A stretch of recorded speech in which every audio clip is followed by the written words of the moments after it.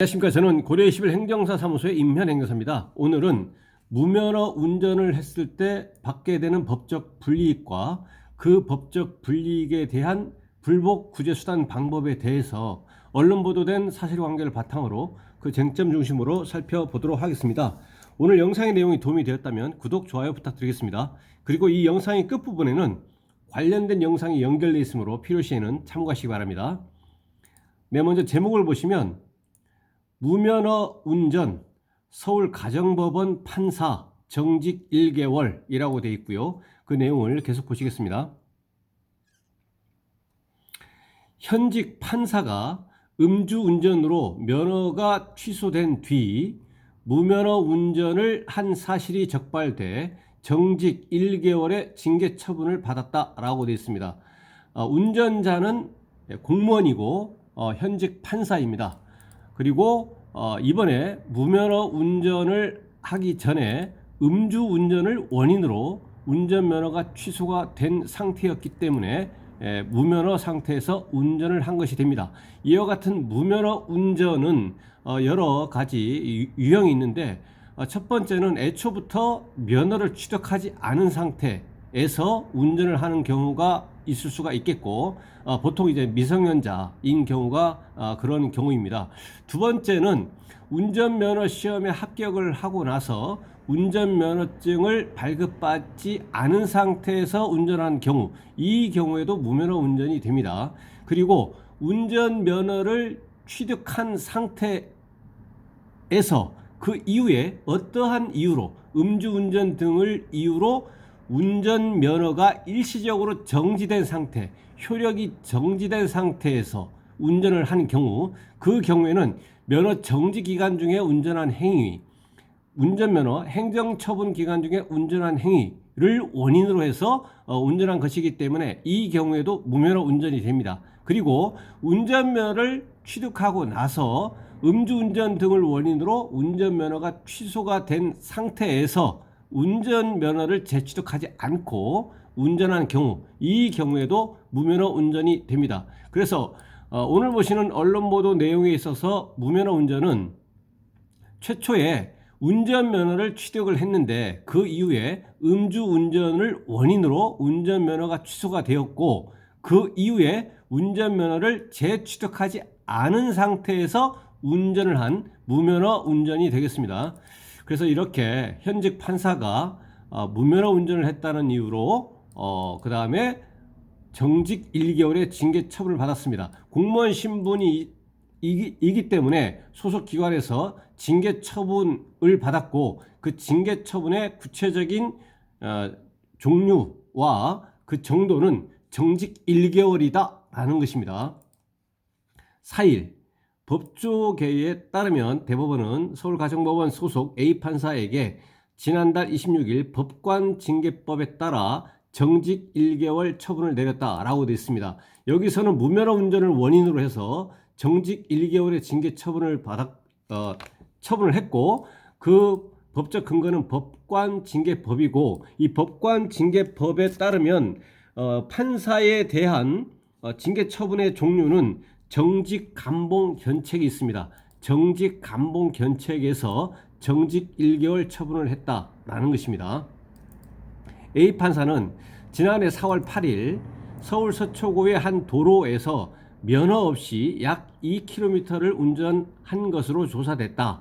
그는 음주운전으로 2020년 9월 면허가 취소된 상태였다라고 되어 있습니다. 그래서 이 판사는 그 전에 음주운전을 원인으로 해서 운전면허가 취소가 됐고, 이 운전면허가 취소가 된 것과 동시에 이때 음주운전이 초범이라면 면허 취소가 되면서 면허 취득 결격 기간 1년을 부과받게 됩니다. 그래서 면허 취득 결격 기간 1년, 운전면허 시험 응시 제한 기간 1년이 경과하고 나서 운전면허를 재취득해야 되는데, 물론 이제 운전면허를 재취득하는 운전면허 시험에 응시하기 전에는 도로교통공단에서 특별교통안전교육을 반드시 이수해야만 됩니다. 그래서 도로교통공단에서 특별교통안전교육을 이수하고, 다음에 운전면허 취득 응시 제한기간, 면허 취득 결격 기간 1년, 이 경과 면허 취득 결격기한 1년이 경과하는 이 조건을 만족한 상태에서 운전면허 시험에 응시해서 합격을 하면 새로이 면허를 취득하게 되는데, 이렇게 운전면허를 재취득함이 없이 운전을 한 경우에는 무면허 운전이 되는 것인데, 무면허 운전을 약 2km 했다라는 원인을 했다는 원인으로 소속기관에서 징계 처분이 됐다라는 것입니다. 대법원은 법관으로서 품위를 손상하고 법원의 위신을 떨어뜨렸다고 징계 사유를 밝혔다. A 판사는 음주운전 당시에도 정직 1개월 징계를 받았다. 그래서 이 A 판사의 도로교통법 관련한 위반 사항은 최초의 음주운전인데, 이때에도 징계 처분을 받았고, 그 이후에 면허를 재취득함이 없이 무면허 운전을 해서 이번에도 정직 1개월의 징계 처분을 받았다라는 것입니다. 그렇다면 이 운전자인 현직 판사는 정직 1개월의 징계 처분을 받았습니다. 이것은 이제 소속 기관에서의 징계 처분인데, 이 징계 처분에 대해서는 대법원 행정처 소청심사위원회에 소청을 제기함으로써 불복할 수가 있겠고, 또한 대법원에 소송을 제기해서 불복할 수가 있습니다. 다만 현직 판사의 대법원의 징계 처분에 불복하는 소송은 단심이기 때문에 한 번만 다툴 수가 있습니다. 그래서 소속 기관에서의 징계 처분에 불복해서 구제를 받을 수 있는 권리구제 수단 방법은 대법원 행정처의 소청 심사를 청구해서 구제를 받을 수 있는 방법이 있겠고, 대법원에 소송을 제기해서 구제를 받을 수도 있습니다. 그래서 소송을 통한 권리구제 수단 방법은 단심이다, 한 번밖에 없다라는 것이고요. 그 다음에 언론 보도에서는 기재가 안 돼 있는데, 음주운전을 원인으로 운전면허가 취소가 된 상태에서 면허 취득 결격 기간 1년이 됐고, 그 다음에 무면허 운전으로 적발이 됐기 때문에 이에 대한 형사처벌은 무면허 운전을 원인으로 해서 다른 특별한 사정이 없는 이상 검사가 약식 기소를 하고 법원 판사가 약식 명령에 의해서 벌금형이 선고되고, 그 벌금형에 대한 그 벌금을 완납을 하면 모든 형사 절차가 종료가 됩니다. 그래서 통상적으로 이 무면허 운전을 원인으로 한 벌금은 일반적으로 이제 100에서 150만 원 정도의 이제 벌금을 받게 됩니다. 그래서 125cc 이하의 오토바이를 운전한 경우에는 보통 이제 30만 원 정도의 이제 벌금형을 받게 됩니다. 그래서 이 무면허 운전을 원인으로 한 형사처벌은 검사의 약식 기소 그리고 법원 판사의 약식 명령에 의해서 벌금형 100에서 150만 원이 예상이 된다라는 것입니다.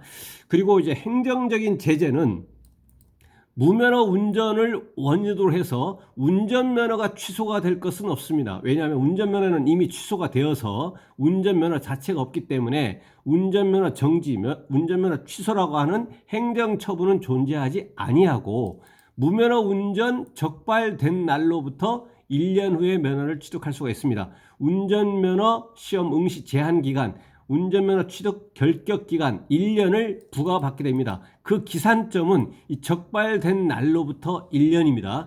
다만 원동기 장치 자전거 면허에 대해서는 6개월 후에 취득할 수가 있습니다. 이것이 이제 이 법적 불이익인 것이죠.